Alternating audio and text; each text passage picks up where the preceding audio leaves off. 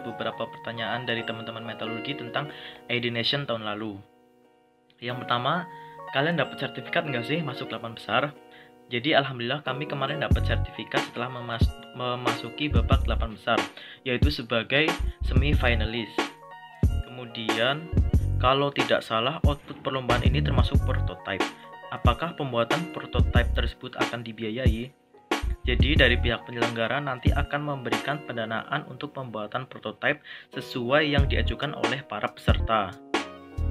Kemudian bagaimana dengan hak ciptanya? Jadi alhamdulillah dari pihak panitia seluruhnya memberikan hak cipta kepada para peserta. Kemudian evaluasi apa saja yang kalian siapkan untuk Idination 2020 ini? Oke, jadi berdasarkan pengalaman kami kemarin, ada beberapa hal yang ingin kami tingkatkan untuk persiapan Idination selanjutnya ini. Yang pertama yaitu meningkatkan penguasaan materi dan belajar bagaimana menyampaikan presentasi yang baik dan benar di depan para dewan juri. Kemudian gimana caranya dapetin dan ngembangin ide yang benar-benar orisinil? Oke, jadi sebenarnya tiap individu dapat menghasilkan ide yang benar-benar orisinil. Nah, biasanya itu ide orisinil itu akan tertuang dalam pendahuluan, yaitu latar belakang. Nah, tips untuk mendapatkan ide yang orisinil yaitu carilah masalah terlebih dahulu, karena dari masalah tersebut akan tercipta ide yang orisinil. Terima kasih. Pertanyaan 1. Kalau pengalaman kalian ikut dulu baru dapat ide atau idenya udah ada dulu di benak kalian? Berdasarkan pengalaman kami ikut dulu, namun kami sudah memiliki ketertarikan terhadap salah satu kategori yang tersedia. Kemudian untuk ide, kami dapatkan dengan mencari berbagai referensi penelitian terdahulu dan juga berdiskusi dengan dosen yang ahli dalam bidang tersebut. Dari hasil evaluasi kalian, kira-kira apa sih yang membuat kelompok lain bisa menjadi finalis dan juara di sini? Menurut kami, kebanyakan dari mereka merupakan angkatan senior kami, sehingga mereka mempunyai lebih banyak ilmu, pengetahuan, serta wawasan, dan juga mereka mampu menguasai teknik presentasi dengan baik. Pertanyaan selanjutnya, apa saja kategori perlombaan yang dibuka? Untuk kompetisi tahun 2020, Idination membuka 2 kategori. Yang pertama, solusi untuk mencegah atau menangani tsunami. Untuk yang kedua, solusi untuk mengurangi pemanasan global dengan teknologi ramah lingkungan. Pertanyaan selanjutnya, apa saja poin-poin penilaian utamanya?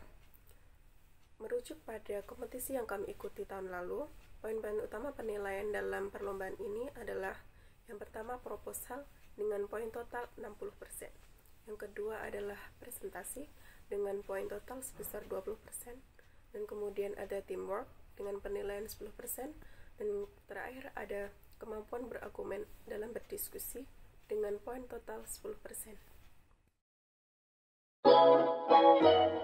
Pertanyaan selanjutnya yaitu pengalaman apa aja yang kita dapat di Idination 2019. Pengalaman banyak banget sih yang kita dapat, misalnya gimana sih kita harus presentasi di depan juri, gimana cara ngomong kita, gimana gestur tubuh kita harus pede walaupun sebenarnya kita tuh deg-degan banget kan.